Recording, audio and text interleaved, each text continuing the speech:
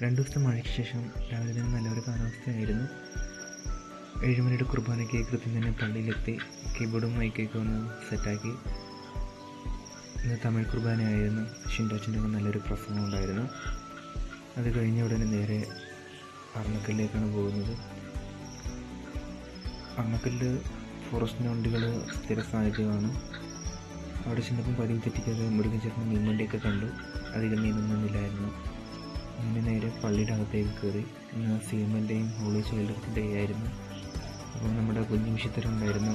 അവരൊക്കെ ഒന്ന് കണ്ടിട്ട് കമ്മിറ്റിയിലേക്ക് പോയിരുന്നു. കുറേ ചർച്ചകളും കണക്കവതരിപ്പിക്കലൊക്കെ ഉണ്ടായിരുന്നു. അത് കഴിഞ്ഞ ഉടനെ തന്നെ ചായയും ഉഴുന്നവടയും കിട്ടി. അതും കഴിച്ചിട്ട് നേരെ പെരിയറിലേക്കാണ് പോയത്. കുറച്ച് പച്ചക്കറികളും 2 സാധനങ്ങളും മേടിക്കാനുണ്ടായിരുന്നു. കുട്ടഞ്ചേട്ടൻ്റെ കടയിൽ ചെന്നപ്പം നല്ല തിരക്ക്. ഇട ദിവസം